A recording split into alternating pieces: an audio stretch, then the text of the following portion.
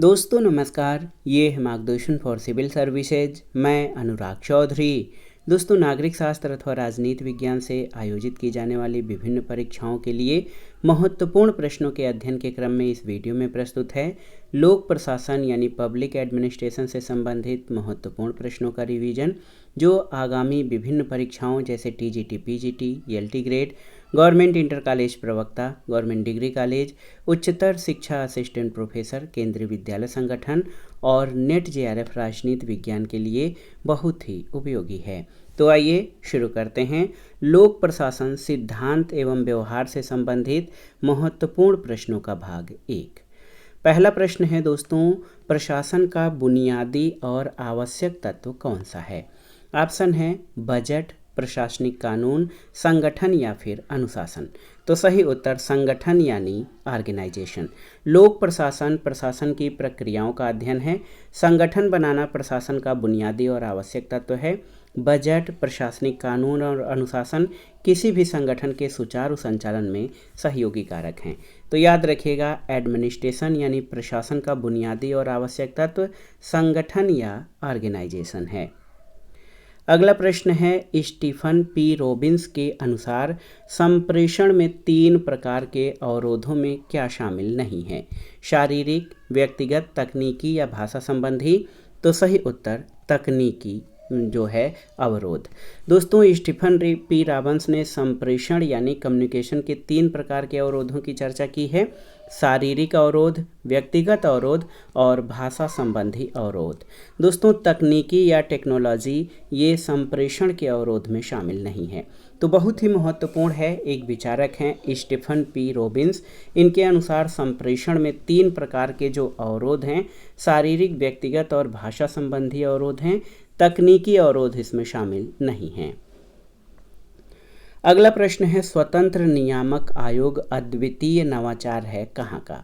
US प्रशासनिक प्रणाली का, यूके प्रशासनिक प्रणाली का, भारतीय प्रशासनिक प्रणाली या स्विस प्रशासनिक प्रणाली का? तो सही उत्तर स्वतंत्र नियामक आयोग या स्वतंत्र नियामकीय आयोग संयुक्त राज्य अमेरिका के प्रशासनिक प्रणाली का अद्वितीय नवाचार है। दोस्तों, स्वतंत्र नियामकीय आयोगों की स्थापना सामाजिक हितों को सुरक्षा करने, उनको बढ़ावा देने के उद्देश्य से निजी आर्थिक गतिविधियों और निजी संपत्ति पर सार्वजनिक नियमन और नियंत्रण स्थापित करने के लिए की गई थी और वर्तमान में संयुक्त राज्य अमेरिका में 9 नियामक आयोग हैं। अगला प्रश्न है, चयन की प्रक्रिया में पहला आवश्यक कदम कौन सा है? आपको बताना है। नीति निर्माण, कार्यकारी निर्देश, कोष नियंत्रण और भर्ती। तो भर्ती या रिक्रूटमेंट। दोस्तों, किसी भी संगठन में चयन की प्रक्रिया में पहला आवश्यक कदम भर्ती होता है। संगठन निर्माण में भर्ती के बाद ही नीति निर्माण, कार्यकारी निर्देश और कोष नियंत्रण संबंधी दिशा निर्देश जारी किए जाते हैं। योग्यता और निष्पक्षता किसी भी भर्ती के प्रमुख मापदंड होते हैं। तो याद रखिएगा, चयन की प्रक्रिया में पहला आवश्यक कदम भर्ती होता है। अगला प्रश्न है, निम्नलिखित में से कौन सी पद्धति नई भर्ती के सिविल सेवकों की दोष और कमियों को दूर करता है? ऑप्शन है स्थानांतरण, पदोन्नति, प्रशिक्षण या प्रेरणा। तो सही उत्तर प्रशिक्षण यानी ट्रेनिंग। प्रशिक्षण पद्धति नई भर्ती के सिविल सेवकों के दोष और कमियों को दूर करता है। प्रशिक्षण सुधार और उच्च तकनीकी प्रयोग द्वारा किसी कार्य संपादन करने वाले कर्ता की क्षमता में वृद्धि करते हैं। तो याद रखिएगा, प्रशिक्षण पद्धति नई भर्ती के सिविल सेवकों के दोष और कमियों को दूर करता है। अगला प्रश्न बहुत ही महत्वपूर्ण है, निम्नलिखित में से कौन सा पदोन्नति का सबसे पुराना सिद्धांत माना जाता है? वरिष्ठता सिद्धांत या ज्येष्ठता सिद्धांत, योग्यता सिद्धांत, श्रेणी निर्धारण सिद्धांत या अनुशासन। तो सही उत्तर वरिष्ठता सिद्धांत या ज्येष्ठता सिद्धांत। दोस्तों, आधुनिक समय में पदोन्नति का सबसे पुराना सिद्धांत वरिष्ठता के सिद्धांत को माना जाता है। वरिष्ठता का अर्थ है किसी कर्मचारी की सेवा अवधि, यानी इस सिद्धांत के अनुसार पदोन्नत करने में पूर्वता क्रम का निर्धारण कर्मचारियों की सेवा अवधि से किया जाता है। अगला प्रश्न है, किसने कहा है कि लोक प्रशासन में वे सभी कार्य आ जाते हैं जिनका उद्देश्य लोक नीति को पूरा करना अथवा क्रियान्वित करना होता है? ऑप्शन है L D. White, John M. Pfiffner, Simon या ई.एन. ग्लैडन। तो सही उत्तर एल.डी. व्हाइट। दोस्तों एल.डी. व्हाइट के अनुसार लोक प्रशासन में वे सभी कार्य आ जाते हैं जिनका उद्देश्य लोक नीति को पूरा करना अथवा क्रियान्वित करना होता है। ये परिभाषा लोक प्रशासन की विस्तृत परिभाषा के अंतर्गत आता है। व्हाइट, वुडरो विल्सन, फिफ्नर, डिमाक आदि ने लोक प्रशासन को विस्तृत अर्थ में स्वीकार किया है। अगला प्रश्न है किसने अंतर्राष्ट्रीय व्यवस्था की संरचना को 3 तत्वों संगठनात्मक सिद्धांत, इकाइयों का विभिन्नीकरण और क्षमता का वितरण में बांटा है? ऑप्शन है देखिए मियर शिमर, वाल्ड्ज, स्टीफन वाल्ट या डेविड हेल्ड। तो सही उत्तर वाल्ड्ज, ऑप्शन बी। दोस्तों एक पुस्तक है थियरी ऑफ इंटरनेशनल पॉलिटिक्स, इसमें केनेथ वाल्ड्ज ने अंतर्राष्ट्रीय व्यवस्था की संरचना को 3 तत्वों संगठनात्मक सिद्धांत, इकाइयों के विभिन्नीकरण और क्षमता के वितरण के संबंध में विभाजित किया है। अगले प्रश्न पर आते हैं। एक विशिष्ट समस्या को हल करने के लिए विभिन्न पाठ्यक्रमों से कार्रवाई का एक पाठ्यक्रम चुनने की प्रक्रिया को क्या कहा जाता है? तो सही उत्तर निर्णय निर्माण यानी डिसीजन मेकिंग। दोस्तों निर्णय निर्माण प्रशासनिक व्यवहार का एक पक्ष है जो प्रशासन के गत्यात्मक पक्ष की प्रस्तुति करता है। इस प्रक्रिया के अभाव में किसी प्रशासक के अन्य गुण महत्वहीन होते हैं। इस शब्द का शाब्दिक अर्थ होता है अंतिम परिणाम पर पहुंचना। निर्णय निर्माण के 7 मुख्य चरण होते हैं। लक्ष्य निर्धारण, समस्या की व्याख्या, समस्या का विश्लेषण, वैकल्पिक समाधान, सर्वश्रेष्ठ विकल्प का चयन, निर्णय का क्रियान्वयन और निर्णय की प्रतिपुष्टि यानी फीडबैक। अगला प्रश्न है मूने के अनुसार संगठन का सार्वभौमिक सिद्धांत कौन सा है? नियंत्रण का विस्तार, आदेश की एकता, केंद्रीकरण या पद सोपान? तो सही उत्तर पद सोपान यानी हायरार्की। दोस्तों संगठन शब्द ऑर्गेनिसिज्म से निकला है जिसका अर्थ होता है साक्षी गतिविधि में लगे परस्पर निर्भर अंगों का एक संगठित निकाय। और मूने के अनुसार पदानुक्रम एक सार्वभौमिक परिघटना है। मूने ने कहा कि एक साझा उद्देश्य की पूर्ति के लिए प्रत्येक मानव सभा संगठन का रूप, संघ का रूप ही संगठन है। मूने ने पद सोपान को सार्वभौमिक सिद्धांत का नाम दिया और हेनरी फेयोल ने इसे स्केली प्रक्रिया का नाम दिया है। अगला प्रश्न है कौन सा विभाग एक राष्ट्र की प्रशासनिक संरचना के साथ उच्चतम औपचारिक स्थिति में रहते हैं? सरकारी विभाग, निजी विभाग, अर्ध संरचनात्मक विभाग या अर्ध स्वायत्त विभाग? तो सही उत्तर सरकारी विभाग। दोस्तों किसी राष्ट्र की प्रशासनिक संरचना के साथ वहाँ के सरकारी विभाग उच्चतम औपचारिक स्थिति में रहते हैं। अगला प्रश्न है आंतरिक रूप से भर्ती की प्रक्रिया को कहा जाता है क्या? एकाधिक प्रणाली, पदोन्नत प्रणाली, विभाजन प्रणाली या उन्नत प्रणाली? तो सही उत्तर आंतरिक रूप से भर्ती प्रक्रिया को पदोन्नत यानी प्रमोशन सिस्टम कहते हैं। आंतरिक रूप से भर्ती की प्रक्रिया को पदोन्नत प्रणाली कहा जाता है। ये अप्रत्यक्ष भर्ती का एक रूप है जिसमें खाली पदों को उपयुक्त और अनुभवी प्रत्याशियों द्वारा भरा जाता है जो पहले से ही सेवा में कार्यरत हैं। इसके साथ प्रत्यक्ष भर्ती को सीधी भर्ती कहा जाता है जिसमें खाली पदों पर खुले बाजार में उपलब्ध योग्य प्रत्याशियों से भरना, जैसे भारत में संघ लोक सेवा आयोग की भर्ती प्रक्रिया। अगला प्रश्न है सेवा में प्रवेश करने से पहले सार्वजनिक सेवा के इच्छुक लोगों को किस प्रकार का प्रशिक्षण दिया जाता है? आपको बताना है। पुनश्चर्या पाठ्यक्रम, सेवाकालीन प्रशिक्षण, प्रवेश पूर्व प्रशिक्षण या उन्मुखीकरण प्रशिक्षण? तो सही उत्तर प्रवेश पूर्व प्रशिक्षण। दोस्तों प्रवेश पूर्व प्रशिक्षण जो है प्री ट्रेनिंग उन प्रत्याशियों को दिया जाता है जो सार्वजनिक सेवा में निकट भविष्य में प्रवेश करना चाहते हैं। अन्य शब्दों में ये संस्थानों द्वारा दिया जाने वाला व्यावसायिक प्रशिक्षण है और ये प्रशिक्षण इंटर्नशिप के रूप में अमेरिका में लोकप्रिय है। भारत में राजस्थान में 1960 से प्रचलित है। अगला प्रश्न है सिविल सेवकों की उनके कार्य संगठन के प्रति अभिवृत्ति और दृष्टिकोण को संदर्भित किया जा सकता है कैसे? अनुशासन, मनोबल, पद सोपान या दृढ़ निश्चय? तो सही उत्तर आपका हो जाएगा मनोबल। सिविल सेवकों को उनके कार्य और उनके संगठन के प्रति अभिवृत्ति और दृष्टिकोण को उनके मनोबल यानी मोरल के रूप में संदर्भित किया जा सकता है। मनोबल पद वस्तुतः सिविल सेवकों को उनके कार्य और संगठन के सभी पक्षों के प्रति समग्र अभिव्यक्ति को व्यक्त करता है। अगला प्रश्न है अस्थायी, वैतनिक और कुशल अधिकारियों के पेशेवर निकाय के रूप में लोक सेवा को किसने परिभाषित किया? बहुत ही महत्वपूर्ण प्रश्न है। अस्थायी, वैतनिक और कुशल अधिकारियों के पेशेवर निकाय यानी प्रोफेशनल सिस्टम के रूप में लोक सेवा को किसने परिभाषित किया है? ऑप्शन है एल.डी. वाइट, आग, हरमन फाइनर या आर.जी. गेटेल। तो सही उत्तर हरमन फाइनर, ऑप्शन सी। दोस्तों ये परिभाषा दोस्तों आप जान लीजिए कि हरमन फाइनर के द्वारा दी गई है। लोक सेवा के संदर्भ में इन्होंने कहा है कि लोक सेवा का आशय जो है ये कार्मिकों के ऐसे निकाय से है जो अस्थायी, वैतनिक, व्यावसायिक और कार्यकुशल हैं। अगला प्रश्न है, किस प्रकार का परीक्षण मुख्य रूप से प्रकृति में व्यक्तिपरक होता है और अक्सर उम्मीदवारों द्वारा संदेह के साथ देखा जाता है? लिखित परीक्षा, मौखिक परीक्षा, प्रदर्शन परीक्षा या योग्यता परीक्षा? तो सही उत्तर मौखिक परीक्षा।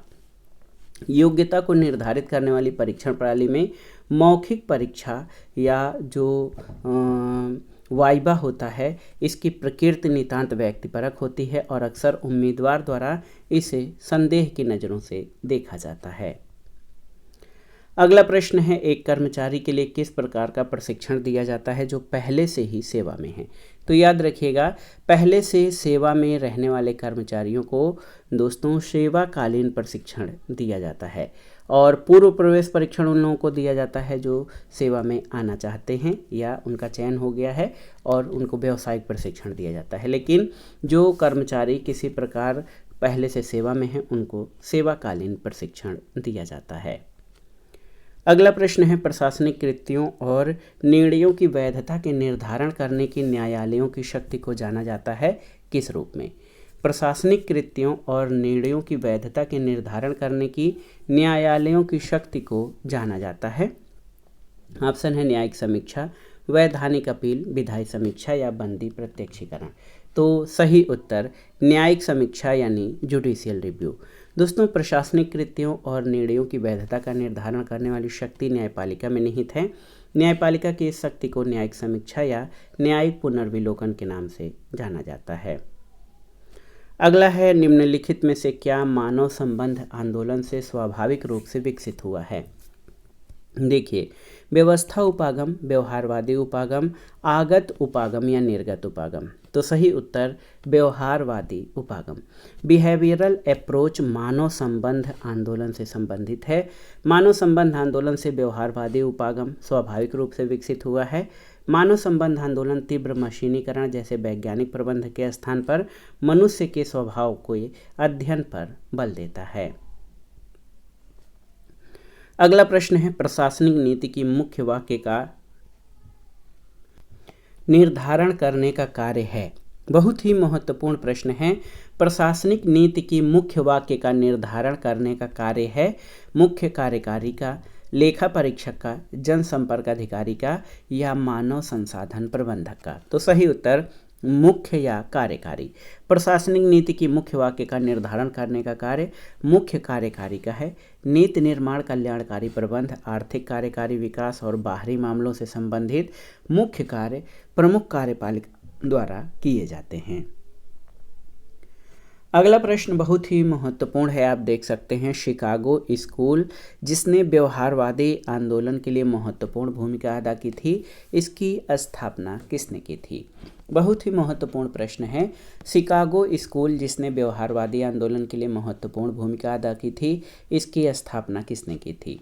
David Easton, Charles Merriam, Harold Lasswell या उपर्युक्त में से कोई नहीं? तो सही उत्तर चार्ल्स मेरियम। दोस्तों व्यवहारवादी आंदोलन के लिए महत्वपूर्ण भूमिका निभाने वाले शिकागो स्कूल की स्थापना चार्ल्स मेरियम ने की थी। सन 1925 में उनके द्वारा लिखी गई पुस्तक न्यू एस्पेक्ट्स ऑफ पॉलिटिक्स में राजनीति विज्ञान का अंतर, अनुशासनात्मक और अंतर समाजशास्त्रीय अध्ययन पर बल दिया गया था। अगला प्रश्न है, कौन सी प्रणाली कर्मचारियों की नौकरियों में दिलचस्पी रखती है और उनके लिए प्रभावी प्रोत्साहन के रूप में कार्य करती है? पदोन्नति, पदोन्नति, प्रशिक्षण और स्थानांतरण। तो सही उत्तर पदोन्नति। दोस्तों एक अच्छी पदोन्नत प्रणाली कर्मचारियों की नौकरी में दिलचस्पी रखती है और उनके लिए प्रभावी प्रोत्साहन के रूप में कार्य करती है। अगला प्रश्न है, किसने निर्णय निर्माण की ब्रेन स्टॉर्मिंग विधा का विकास किया था? ऑप्शन है Alex F Osborn, William Gordon, Andre Delbecq एवं एंड्रू वान डे वेन और हर्बर्ट साइमन। तो सही उत्तर एलेक्स एफ ऑसबर्न। दोस्तों, निर्णय निर्माण की ब्रेन स्टॉर्मिंग तकनीक का विकास एलेक्स एफ ऑसबर्न ने किया था। इस तकनीकी का उद्देश्य रचनात्मक रूप से निर्णय निर्माण के क्षेत्र में नए विचारों को प्रवेश देना है। अगला प्रश्न है, लोक निगम का उत्तरदायित्व होता है। बहुत ही महत्वपूर्ण प्रश्न है। लोक निगम का उत्तरदायित्व होता है नौकरशाही के प्रति, प्रधानमंत्री के प्रति, राष्ट्रपति के प्रति या संसद के प्रति। तो सही उत्तर संसद के प्रति। लोक निगम संसद के प्रति उत्तरदायी होता है। लोक निगम की स्थापना संसद द्वारा निर्मित कानून के तहत की जाती है और वह कानून की व्यवस्था के अनुरूप ही कार्य करती है। संसद में इसके कामकाज पर चर्चा होती है। निगमों की वार्षिक रिपोर्ट संसद में पेश की जाती है और सार्वजनिक उपक्रमों के बारे में संसदीय समिति इन निगमों के कामकाज के बारे में पूछताछ कर सकती है। इस प्रकार लोक निगम संसद के प्रति जवाबदेह होते हैं। अगले प्रश्न पर आते हैं, भारत में प्रशासनिक सुधारों के क्रियान्वयन के लिए कितने चरणों की आवश्यकता होती है? 2, 3, 4 और 5। तो सही उत्तर 3 चरण।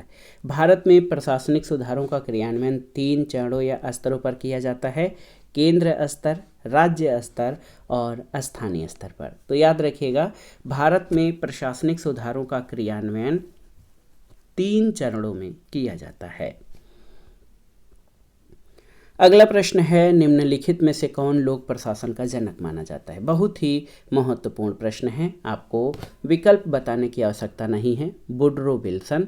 वुडरो विल्सन लोक प्रशासन के जनक हैं। वुडरो विल्सन को लोक प्रशासन का जनक माना जाता है। विल्सन ने 1887 में पॉलिटिकल साइंस क्वार्टरली में प्रकाशित अपने प्रसिद्ध लेख द स्टडी ऑफ एडमिनिस्ट्रेशन के माध्यम से लोक प्रशासन के वैज्ञानिक अध्ययन की आवश्यकता प्रतिपादित की, जिसने एक पृथक अध्ययन के विषय के रूप में लोक प्रशासन का सूत्रपात किया। अगला प्रश्न है, नियुक्ति अधिकारी स्वयं किस विधि के अंतर्गत अभ्यर्थियों की योग्यता निर्धारित करता है? ऑप्शन है नियुक्ति और विमुक्ति प्रणाली, परीक्षा प्रणाली, पूर्व अनुभवों के अभिलेख या योग्यता का प्रमाण पत्र। तो सही उत्तर नियुक्ति और विमुक्ति प्रणाली। दोस्तों, नियुक्ति अधिकारी द्वारा स्वयं अभ्यर्थियों की योग्यता निर्धारित करना नियुक्ति और विमुक्ति प्रणाली the hire and fire system के तहत आता है। अगला प्रश्न है, नौकरशाही शब्द फ्रांसीसी शब्द ब्यूरो से लिया गया है, जिसका अर्थ क्या होता है? ऑप्शन है लिखने की मेज, वित्त, निगम या उत्तरदायित्व। तो सही उत्तर मेज या लिखने की मेज।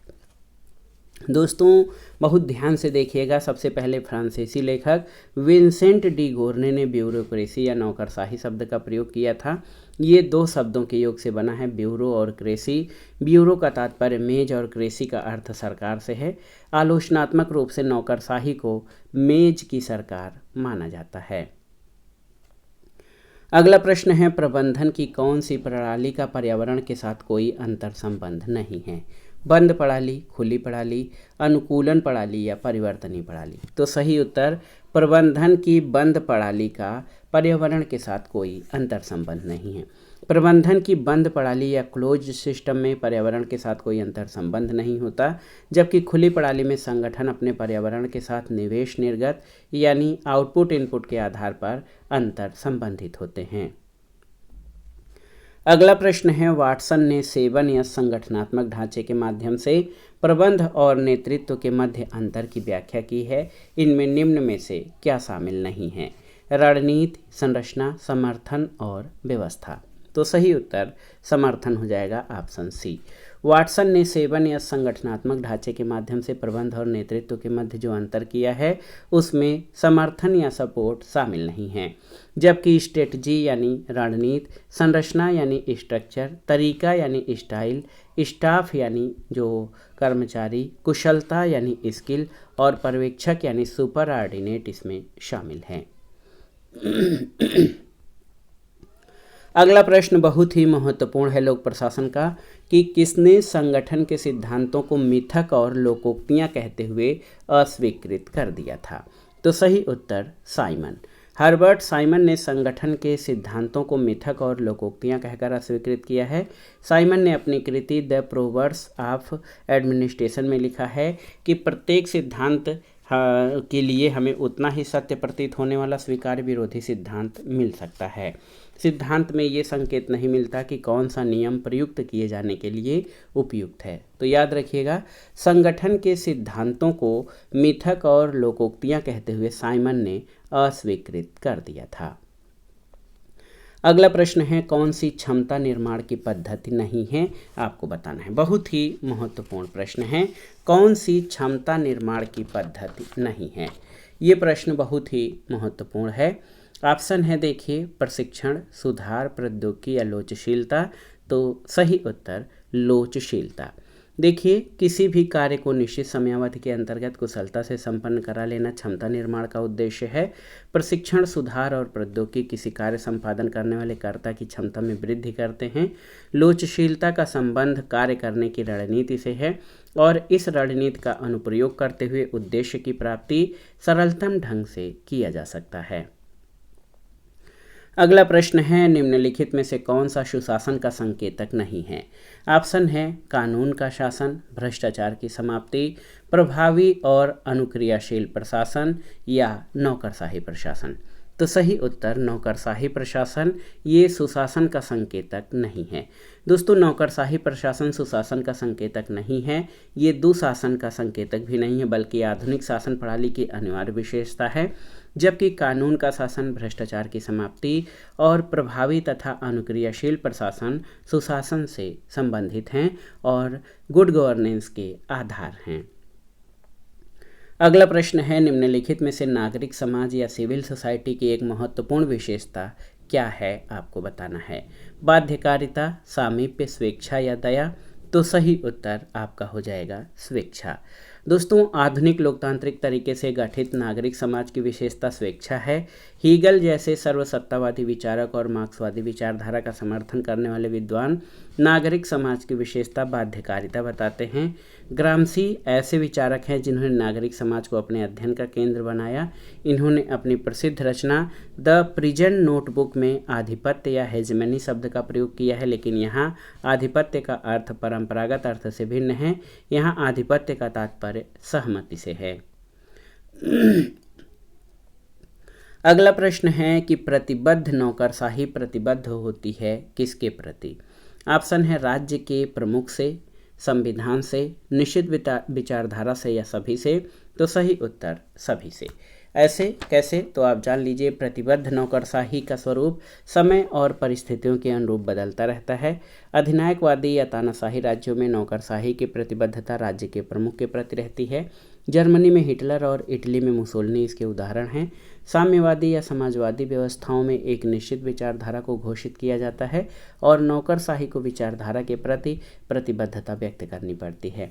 उन देशों में जहां शासन का संचालन संवैधानिक प्रावधानों के अनुरूप चलाया जाता है और नागरिक अपने अधिकारों के प्रति जागरूक होते हैं, वहां पर नौकरशाही की प्रतिबद्धता संविधान के प्रति होती है। अगला प्रश्न है, 3 कथन दिए गए हैं, कथनों पर विचार कीजिए और दिए गए कोड से सही उत्तर का चयन करिए। उदारवादी वर्गीय अधीनस्थता के यंत्र के रूप में नौकरशाही की आलोचना करते हैं, बिल्कुल सही है। देखिए, दक्षिणपंथ नौकरशाही की स्वार्थी और अयोग्य के रूप में व्याख्या करता है, सही नहीं है। मार्क्सवादी खुलेपन और दायित्व बोध की कमी के लिए नौकरशाही की भर्त्सना करते हैं, बिल्कुल सही। तो यहाँ पर 1 और 3 आपके सही हैं, कथन 2 सही नहीं है। दोस्तों, आप जान लीजिए कि उदारवादी खुलेपन और दायित्व बोध की कमी के लिए नौकरशाही की भर्त्सना या बुराई करते हैं। मार्क्सवादी वर्गीय चेतना के यंत्र के रूप में आलोचना करते हैं। इस तरह से आप देख सकते हैं कि ये जो कथन है एक दूसरे के स्थान पर परिवर्तित कर दिया गया है। तो कथन 1 और 3 आपके गलत हैं। बहुत ही महत्वपूर्ण प्रश्न है, कौन से कथन गलत हैं आपको बताना था। तो 1 और 3 गलत है। नौ दक्षिणपंथी नौकरशाही की स्वार्थी और अयोग्य के रूप में व्याख्या करते हैं, केवल 2 आपका सही है। अगला प्रश्न है, सूत्र और स्टाफ सत्ता संबंधों की विशेषता है न कि विभागीय क्रियाकलापों की। ये कथन किसका है? ओलिवर सेल्डान का, कुंज ओ डेनेल का, एल डी व्हाइट का या पिफनर और प्रेस्थस का? तो सही उत्तर कुंज ओ डेनेल का। दोस्तों, कुंज एवं ओ डेनेल के अनुसार लाइन एंड स्टाफ यानी सूत्र और स्टाफ सत्ता संबंधों की विशेषता है न कि विभागीय क्रियाकलापों की। अगला प्रश्न है, कौन सी विचारधारा ये प्रतिपादित करती है कि उत्पादन में वृद्धि के लिए व्यक्तिगत पुरस्कार तथा पहल का सहारा लिया जाना चाहिए? ऑप्शन है स्टालिनवाद, लेनिनवाद, स्तेखानोवाद या माओवाद। तो सही उत्तर स्तेखानोवाद। सोवियत यूनियन में तकनीकी और राज्य प्रायोजित पहल को उत्पादन की वृद्धि के लिए आवश्यक माना जाता था। स्तेखानोविज्म विचारधारा ने उत्पादन की वृद्धि के लिए व्यक्तिगत पुरस्कार और पहल को आवश्यक माना है। अगला प्रश्न है, कौन खेल सिद्धांत का समर्थक नहीं है? ऑप्शन है Martin Kaplan, Arthur Lebens, John H Hertz या रिचर्ड ई क्वाइंट। तो सही उत्तर जॉन एच हर्ट्ज। दोस्तों, जॉन एच हर्ट्ज खेल सिद्धांत के समर्थक नहीं हैं। इन्होंने परंपरागत यथार्थवादी सिद्धांत का समर्थन किया था और वर्तमान में हो रहे तकनीकी परिवर्तन का अंतर्राष्ट्रीय व्यवस्था पर पड़ने वाले प्रभाव का मूल्यांकन किया।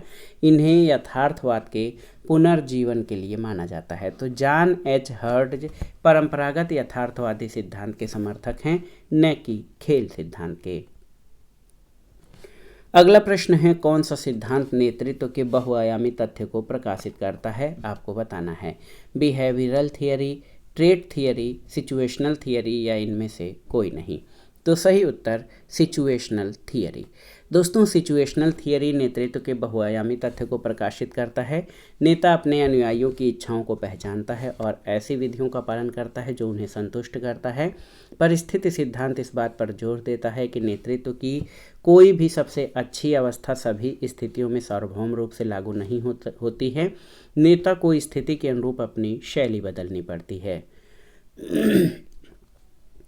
अगला प्रश्न है कि किसने अपवाद के सिद्धांत का प्रतिपादन किया है? बहुत ही महत्वपूर्ण है। टेलर, गिलब्रेथ दंपति, मैकफरलैंड या थर्बलिंग। तो सही उत्तर F.W. टेलर। F.W. टेलर ने अपवाद के सिद्धांत का प्रतिपादन किया था। इस सिद्धांत के प्रतिपादन का उद्देश्य ये था कि प्रबंधक श्रमिकों के कार्यों में अनावश्यक हस्तक्षेप न करें और उन्हीं कार्यों पर ध्यान केंद्रित करें जिनकी प्रकृति संवेदनशील है, जो संगठन के संपूर्ण लक्ष्य को व्यापक तौर पर प्रभावित करते हैं। तो याद रखिएगा, अपवाद के सिद्धांत का प्रतिपादन F.W. टेलर ने किया था। अगला प्रश्न है, किसने नौकरशाही को अधिनायकवाद के एक नए रूप की तरह वर्णित किया है? आपको बताना है। ऑप्शन है लास्की, डायसी, फाइनर या हेवार्ड। तो सही उत्तर लॉर्ड हेवार्ड ने। प्रदत्त व्यवस्थापन के आधार पर नौकरशाही की बढ़ती हुई शक्तियों की आलोचना लॉर्ड हेवार्ड ने अपनी पुस्तक द न्यू डेस्पोटिज्म, नई तानाशाही में की है। उन्होंने नौकरशाही को अधिनायकवाद का एक नया रूप कहा है। अगले प्रश्न पर आते हैं, निम्न में से कौन सा युग्म सही सुमेलित नहीं है? बहुत ही महत्वपूर्ण है। Civil service, its problem and future, E.N. Gladden की पुस्तक है। नागरिक आधारित प्रशासन, शासन का हृदय, द्वितीय प्रशासनिक सुधार आयोग की रिपोर्ट में है। एशियन ड्रामा के लेखक गुन्नार मेडल और public administration in a time of turbulence, Frank Morni. ये आपका सही नहीं है। दोस्तों, क्लिफोर्ड ड्वाइट वाल्डो ने 1971 में public administration in a time of turbulence की रचना की थी। फ्रैंक मोर्नी ने towards a new public administration the Minnowbrook perspective पुस्तक लिखा था।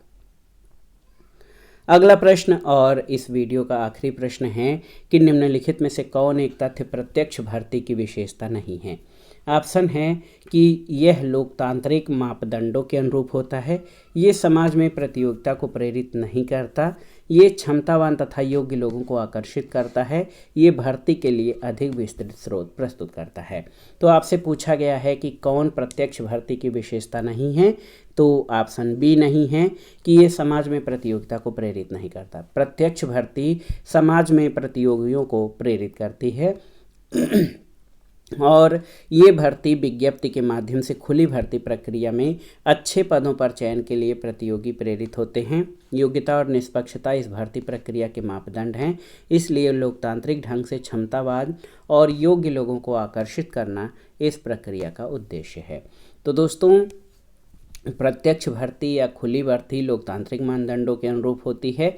ये क्षमतावान तथा योग्य लोगों को आकर्षित करता है और भर्ती के लिए अधिक विस्तृत स्रोत प्रस्तुत करता है। तो ये था आज का वीडियो। राजनीति विज्ञान और नागरिक शास्त्र से आयोजित की जाने वाली अध्यापक भर्ती परीक्षाओं के लिए लोक प्रशासन सिद्धांत एवं व्यवहार से संबंधित महत्वपूर्ण प्रश्नों का रिवीजन। ये प्रश्न आगामी परीक्षाओं के लिए बहुत ही उपयोगी हैं, आप इनको तैयार कर लीजिएगा। वीडियो आपको कैसा लगा हमें कमेंट बॉक्स में ज़रूर बताइएगा। वीडियो को लाइक करें, शेयर करें और इस चैनल मार्गदर्शन फॉर सिविल सर्विसेज को सब्सक्राइब करें। वीडियो देखने के लिए धन्यवाद दोस्तों। नमस्कार।